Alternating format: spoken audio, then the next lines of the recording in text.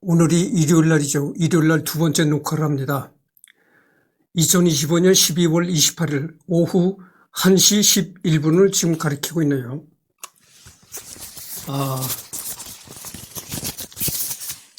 단정하게 하고 이제 녹화를 해야 되겠습니다. 여기부터 할 차례죠. 탕현조의 희곡, 모란 정환 혼기의 여주인공 두열함은 설정상 두보의 후손이며 그의 부친인 두보는 한국 한자음 한정으로 아예 동명이인이다. 스천에서 오래 있어서인지 유비와 제갈공명에 대한 시도 꽤 지었다. 여러분들 그 유비와 제갈공명이 그 삼국지에 나오는 인물이잖아요. 언젠가는 이 사람들도 내가 틀림없이 할 겁니다. 너무 해야 될 사람이 너무 엄청나게 많아요. 내가 죽을 때까지 다 못합니다. 이건. 한국 사람은 안 해도요. 내가 눈에 얘기를 했잖아요. 한국 사람 안 한다고.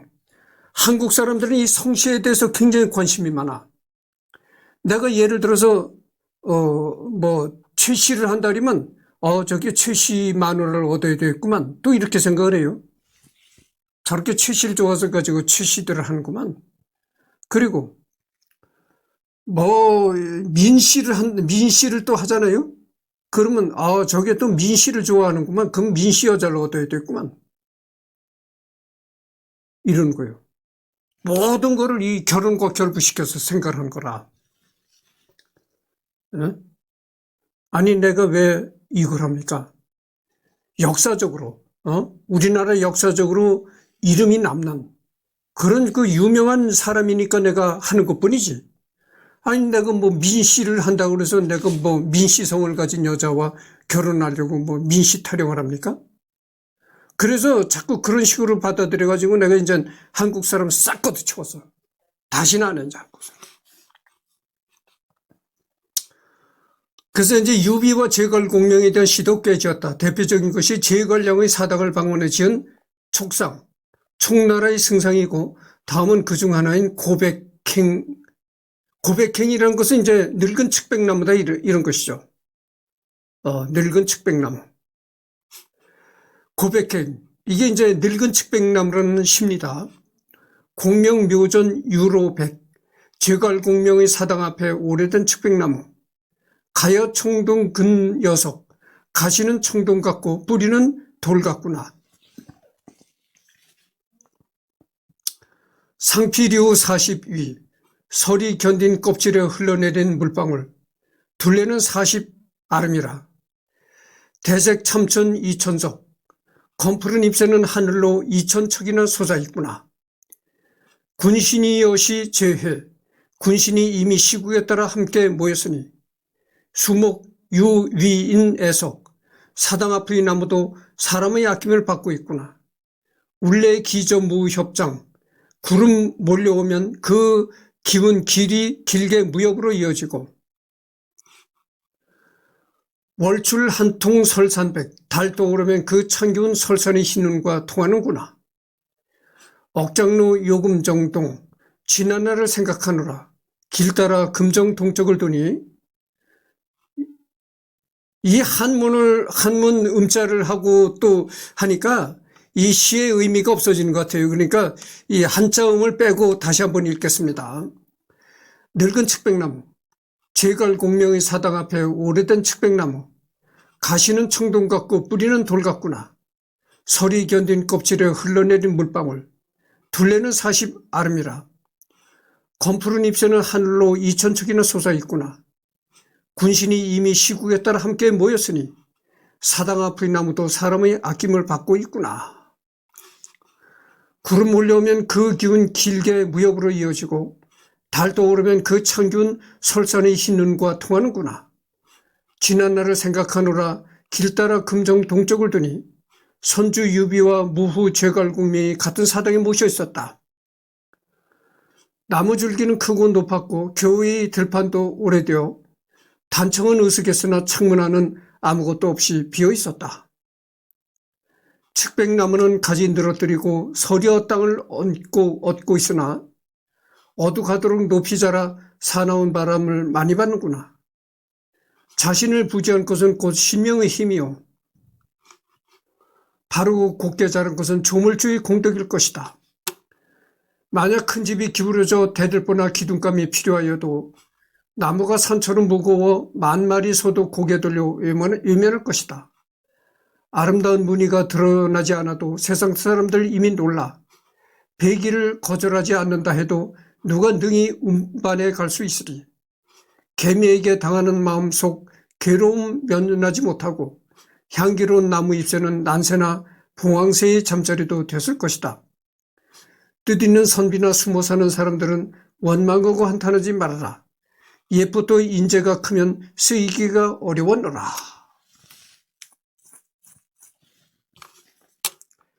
이 시가 좀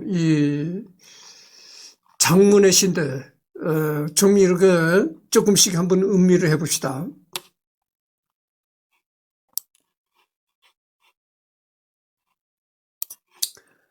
향기로운 나무 잎새는 난새나 봉황새의 잠자리도 되었을 것이다. 뜻있는 선비나 숨어 사는 사람들은 원망하고 한탄하지 말아라. 옛부터 인재가 크면 쓰이기가 어려웠노라. 이런 얘기입니다. 이 참 웃기는 얘기를 또 해야 되겠는데 이게 적절한 그 비유인지 내가 모르겠어요. 응? 적절한 비유가 아닐 수도 있으니까 한번 들어보시오. 사람이 너무 특출나도 쓰일 데가 없다는 거예요. 너무 특출나도. 그러니까 사람이 어디 취직이 잘 된다든가 어디 가서 밥벌이 잘하고 그래서 이제 밥벌이 잘하고 이제 남자 같은 경우에는 이제 여자가 많이 생겨서 결혼도 하고 그러잖아요.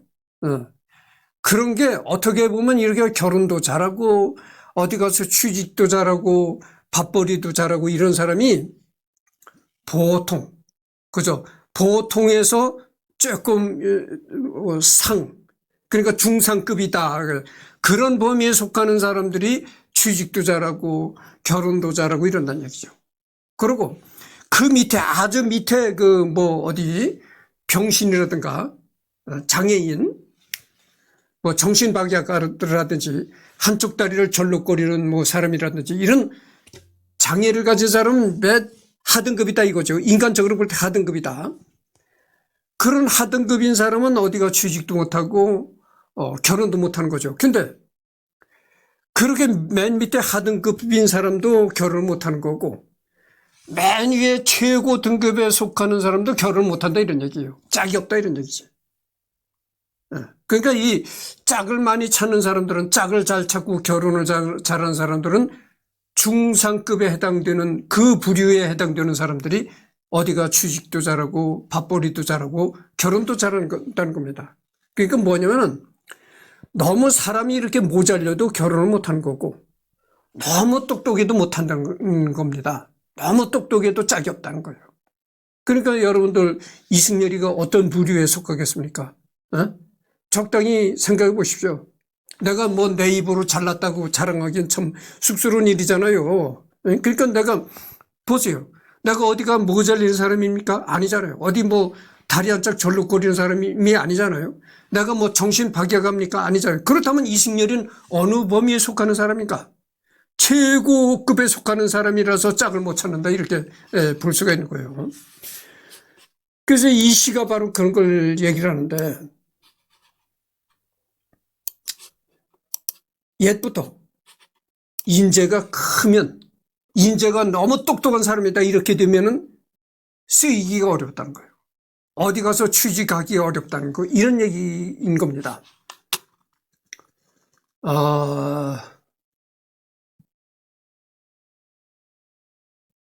하여튼 그렇습니다. 그래서 생애 항목에서 언급된 강남 봉이 구현. 이때 강남이라는 것은 중국 땅을 말하는 겁니다. 중국에도 강남이 있는 모양이죠. 서울 강남을 얘기하는 것이 아닙니다, 여러분들. 이구년은 당현종, 양귀비, 이백, 고력사와의 일화도 남아있는 당대 최고의 명가수인데 두부와 나이가 들고 쇠락한 시기에 비슷한 처지에 있는 이구년을 오랜만에 다시 만나자 두 사람이 한참 잘 나갔던 젊은 시절을 회고하면서 쓴 시이다. 역대 칠원절구 형식으로 지어진 시 가운데 최고의 시로 평가받고 있다. 여러분들 양귀비, 이 양귀비도 내가 이 양귀비를 두보 다음으로 내가 할 것입니다. 양귀비를 두보 다음으로 양귀비라는 인물을 할 것입니다. 잠깐만요.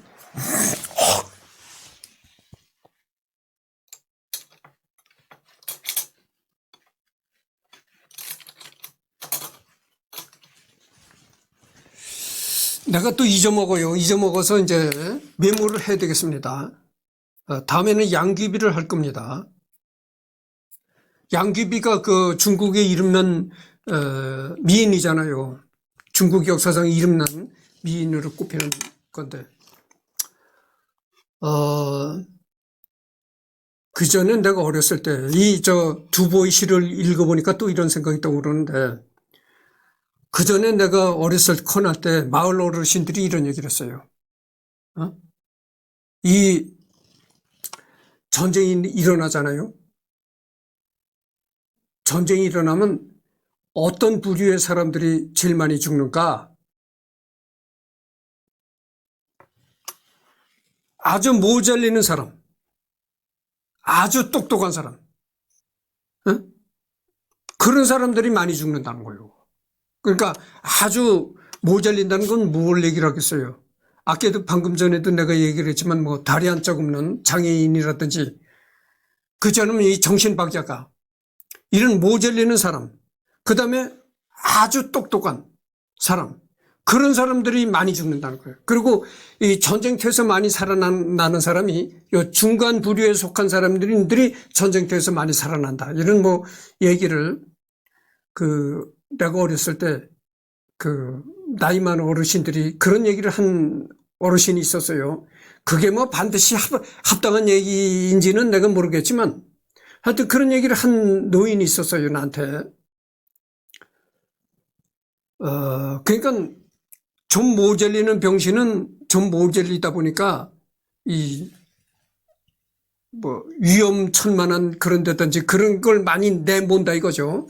그래서 전쟁터에서 많이 죽고. 그다음에 아주 똑똑한 사람은 왜 전쟁터에서 많이 죽는가? 자기 일신의 그 영달보다는 내 한 몸, 사람은 한 번 태어나면 언제든지 죽는 거잖아요. 누구든지 죽는 겁니다. 그러니까 이미 나도 죽는 몸이다. 언제 죽든지 죽는 사람은 누구나 죽잖아요. 그러니까 국가를 위해서 한 목숨 바치겠다. 이러는 사람들. 그래서 아주 모자리거나 아주 똑똑하거나 이런 사람들이 전쟁터에 많이 죽고, 전쟁터에서 많이 살아나는 사람들이 중간 부류에 속하는 사람들이 많이 살아남는다. 뭐 이런 얘기를 나이 많은 어르신이 하는 걸 내가 들었습니다. 하여튼 뭐 그것이 합당한 얘기인지 아닌지는 내가 말할 수가 없고. 강남에서 이군현을 만나다. 그 다음에 기왕의 저택에서 당신을 늘 보았고 최고의 대청에서도 수없이 들었소. 바로 경치 좋은 이곳 강남에서 꽃지는 시절에 그대를 또 만났구려.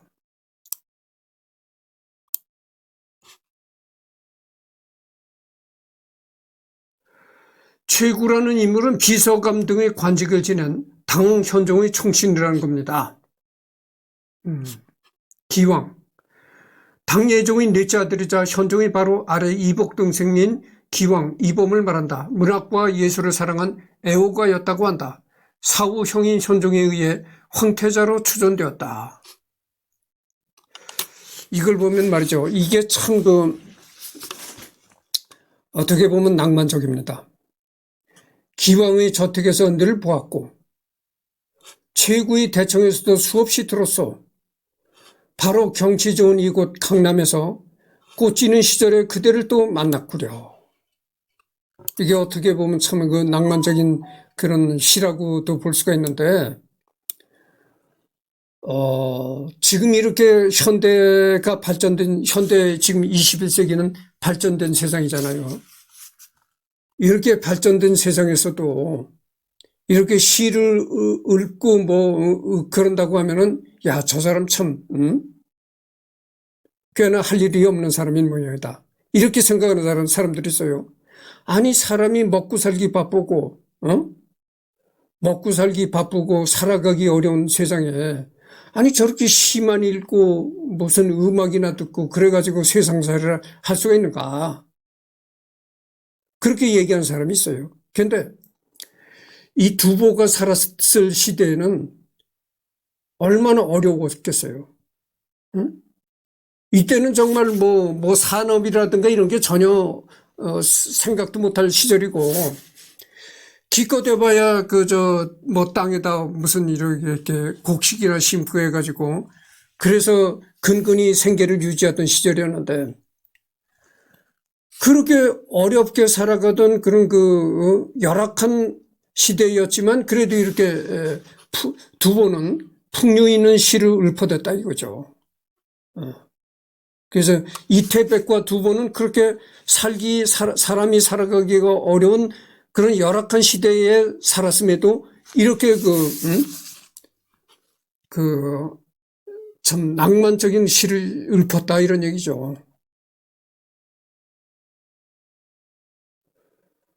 그래서 기왕의 저택에서 당신을 보았고, 그러니까 기왕이라는 사람은 황태자로까지 추존될 정도였으니까 얼마나 신분이 높았던 사람이에요. 그런 신분이 높은 사람이니까 집도 의리의리한 집에서 살았겠죠.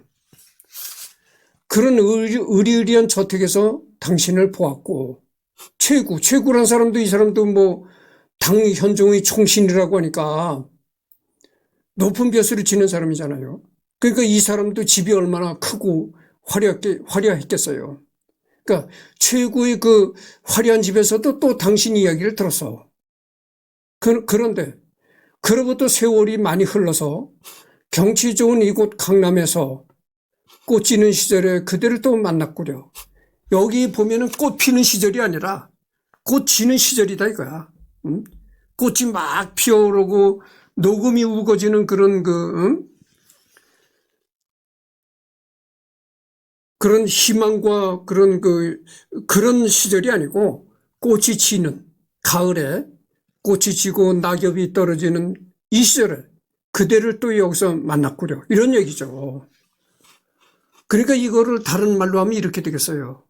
젊었을 때 20대 30대 그런 꽃다운 나이에 내가 당신을 만났는데 이제 낙엽이 지고 이제 곧 겨울이 올 이런 우리가 늙어가는 시기에 이제서 또 그대를 만났구려. 이런 얘기가 되는 거예요.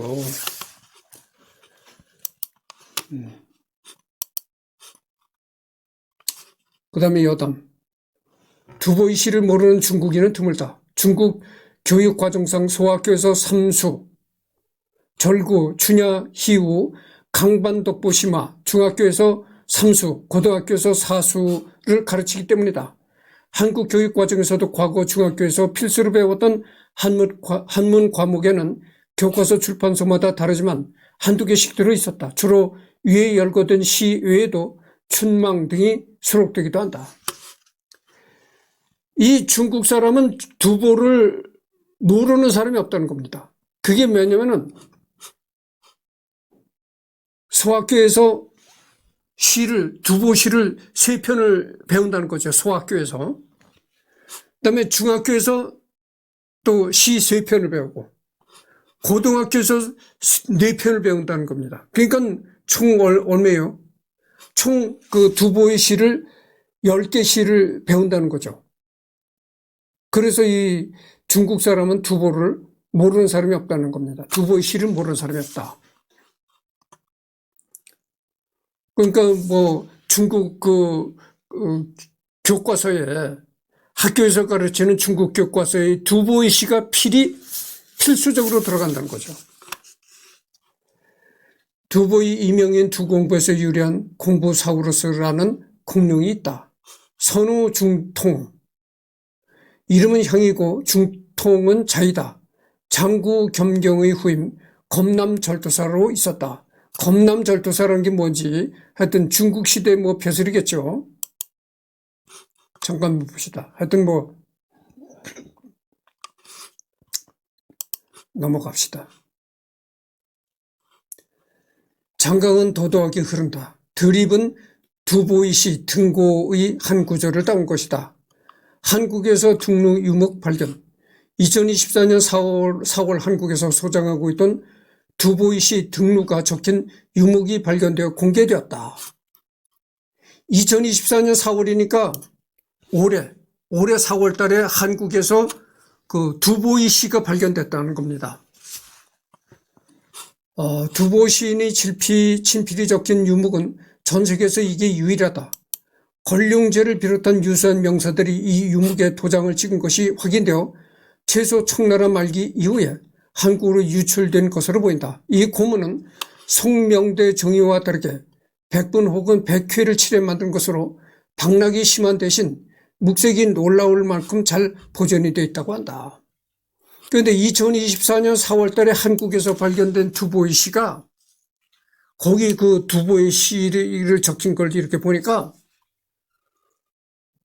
거기에 그 아주 중국의 유명한 그 사람들의 도장이 많이 찍혔더라 이거예요. 권룡제. 중국의 이 권룡제가 또 유명하잖아요. 황제. 권룡제라는 황제가 있었어요. 네. 청나라 시대의 황제였거든요. 청나라의 6대 황제입니다. 이 권룡제가. 근데 거기에 보면은 그 두보의 시가 적힌 그 종이에 권룡제 도장도 찍혀 있더라 이 말이죠. 그렇게 유명한 사람들의 도장이 찍혀 있는 걸 보니까 이거는 뭐 틀림없이 진품이라고 볼 수밖에 없는데 아마도 이게 청나라 말기에 한국으로 유출이 돼가지고 이제 한국으로 유출이 된 것이 아닌가 이렇게 짐작을 한다는 거죠. 근데 그 종이도 아주 보존 상태가 좋다는 거죠.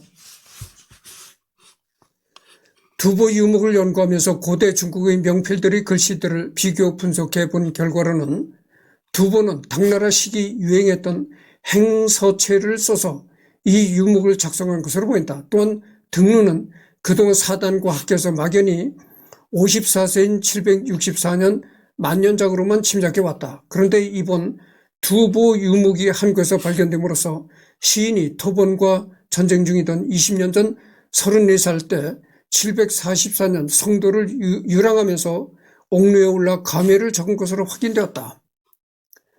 이때는 두보가 200을 만나는 시기였으며 많은 시를 만든 시기다. 이 유목에 나타나는 인장은 총 44개이며 이 중 확인된 청나라 황제인 권룡의 보물이라 칭하는 인장만 11개로서 그 당시도 최고의 보물로서 여겨졌다고 감정원 측은 전했다. 여기에 그 두보의 시에 찍힌 인장만 해도 44개 도장, 44개, 그러니까 44사람의 도장이 찍혔다는 거죠. 그 중 안에서 이제 권룡제, 중국 청나라의 황제를 지냈던 권룡제 도장만 해도 11개가 찍혔다는 거예요. 권룡 황제의 도장이 11개가 찍힐 정도니까 이게 얼마나 그 중국의 국가보물로서 귀중한 그 문서로 취급되었는가 알 수 있는 거죠.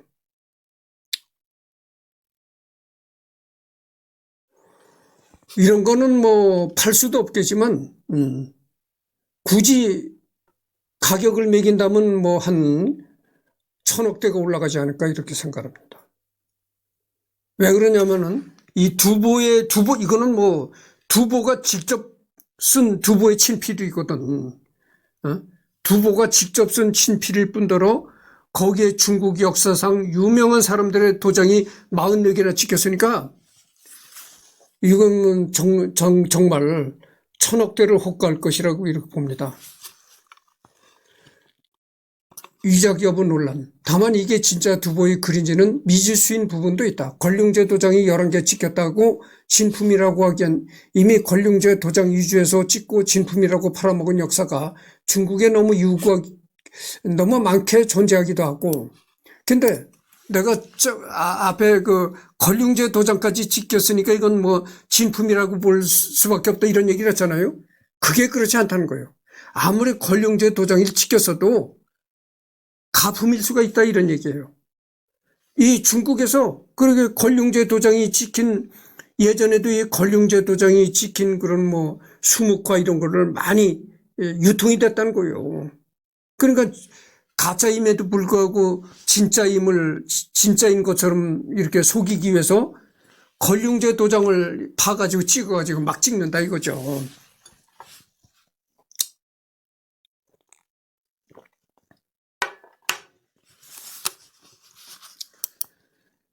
종이 문제도 위조하려고 들면 얼마든지 위조가 가능한 부분이기 때문이다. 게다가 저기에 말 얹고 있는 정광 교수는 고서와 전공도 아니고 조선시대 언어학 전공자인데다가 한글이 파스파 문자의 영향을 받았다느니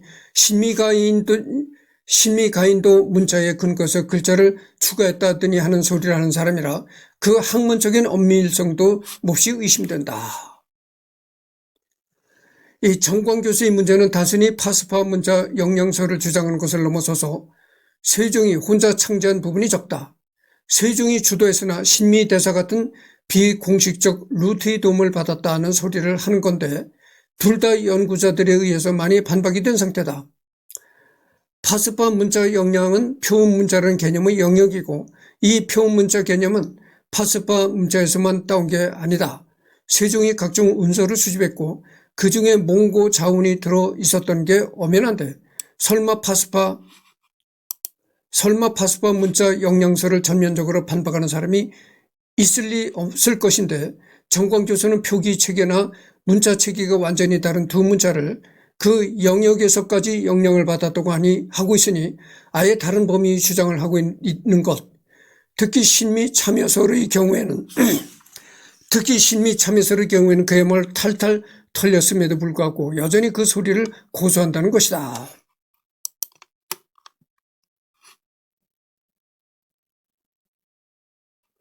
이 정광 교수라는 사람이 이것을 아주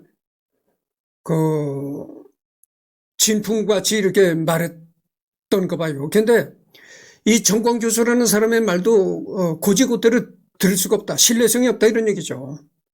이 사람이 그 전공이 고서학을 그렇게 전공한 것도 아니고, 그리고 이 사람이 과거에도 그렇게 신뢰성 없는 얘기들을 많이 주장을 했다는 거죠. 한글이 파스파 문자의 영향을 받아서 만들었다느니 이렇게 신뢰성 없는 얘기들을 많이 했다고죠. 요즘에 여러분들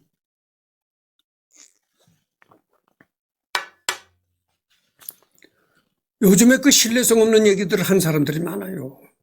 환단고기 역사서 환단고기가 그게 위서가 아니다. 이렇게 또 주장하는 사람들이 많잖아요.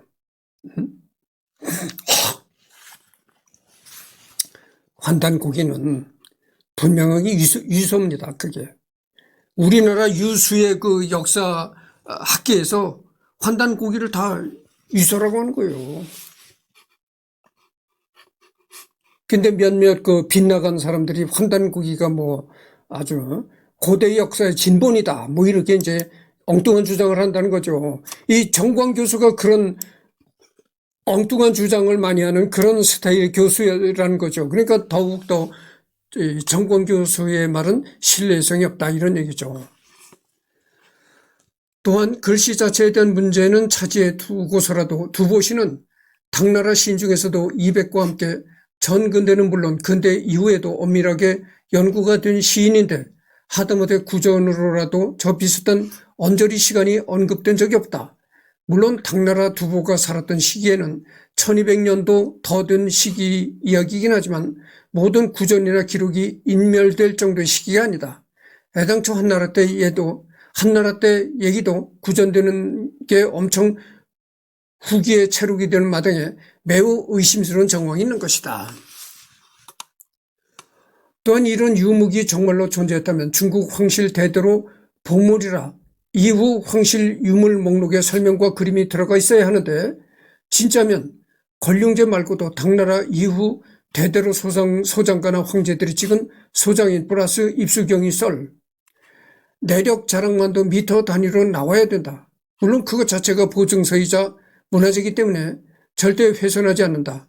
또한 그걸 가지고 권룡 포함 그 이전 시대 소장자의 필적 조회가 가능하다.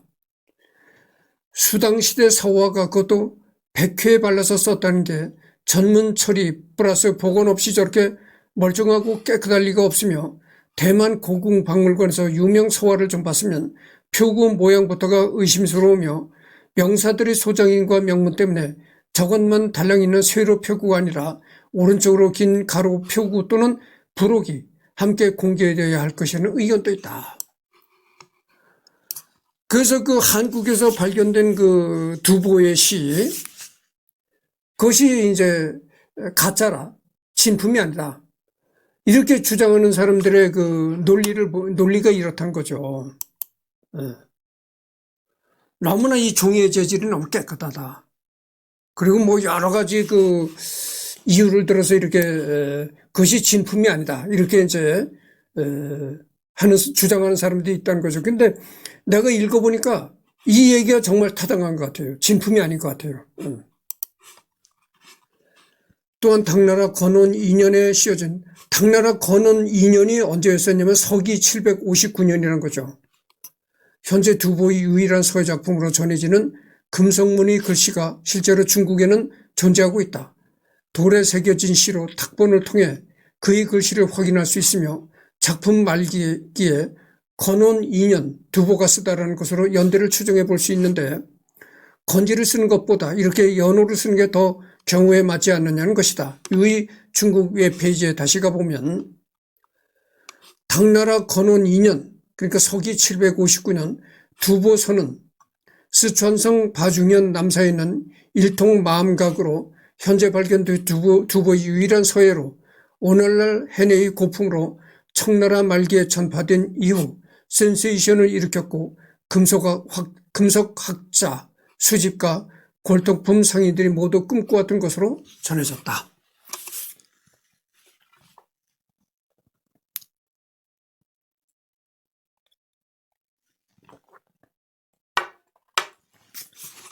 이라고 되어 있는데 저돌에 새겨진 작품만 해도 청나라 말기에 발견돼 일대 센세이션을 일으켰다는데 연대도 앞서고 황제가 직접 확인 인증한 작품이 알려지지 않은 채 개인적으로만 전해졌다는 것도 매우 의심스러운 부분이다.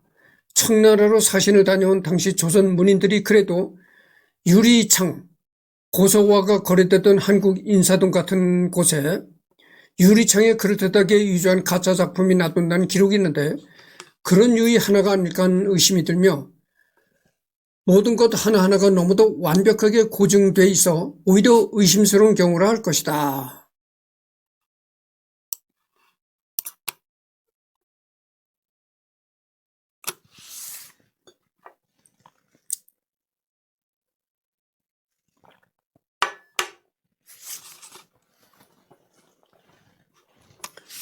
옛날에 그렇게 문건들이 오래된 옛날 문건들이 발견됐는데 너무나 완벽하게 그 설명이 돼 있고 고증이 돼 있다.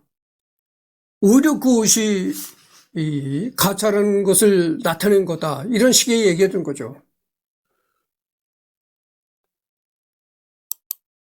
네.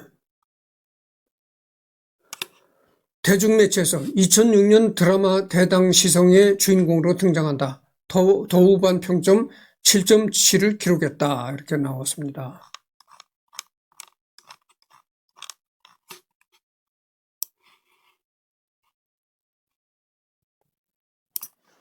그래서 여기 보면은 개요, 생애, 가족, 기타, 여담, 대중매체까지 끝냈으니까 뭐 다 끝난 겁니다. 그래서 두보는 다 끝났고 오늘은 더 이상 녹화가 없고요. 다음 주에는 내가 방금 전에 얘기를 했잖아요. 양귀비를 할 것이다. 이 양귀비가 중국 역사에 상당한 미인이라고 이렇게 돼 있거든요. 중국 역사상 아주 뛰어난 미인이라고 이렇게 인정이 되어 있습니다. 그래서 그 다음 주에는 양귀비에 관해서 하도록 하겠습니다. 양귀비를 한번 검색해 보죠. 양귀비. 잠깐만요. 양귀비를 한번 미리 검색을 해보고 지금 35분을 지나가고 있네요.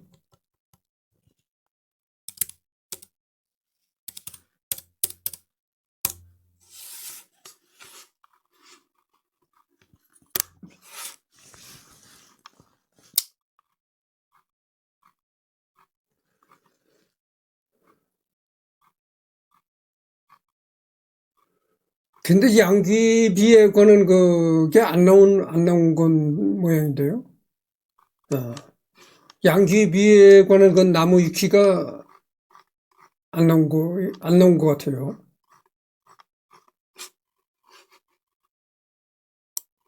잠깐만요.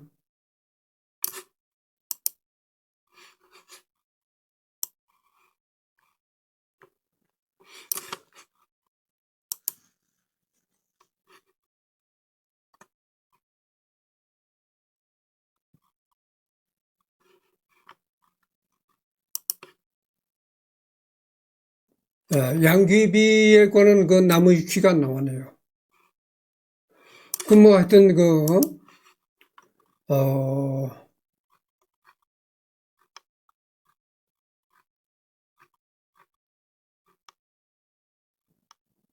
하여튼 그 나무 위키에 양귀비의 그 네이버 나무 위키에 양귀비에 관한 기록이 없으면 다른 사람을 또 선정해서 하도록 하겠습니다.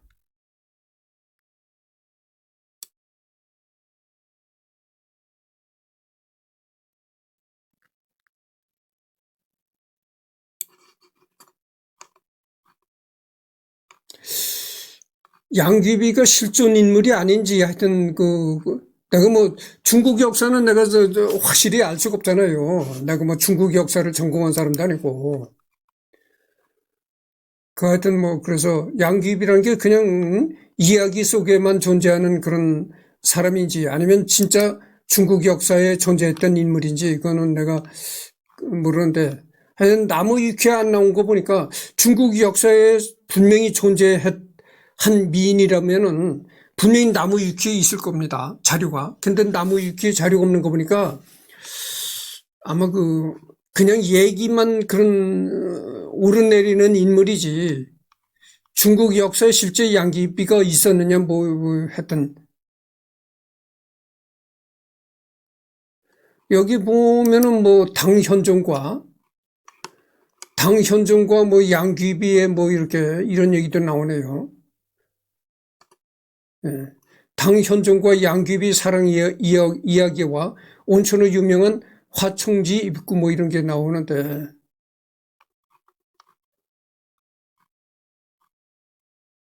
하여튼 좀 더 자세히 알아보고 뭐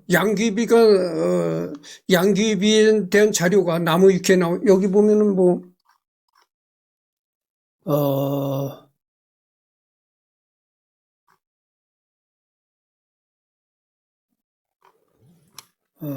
하여튼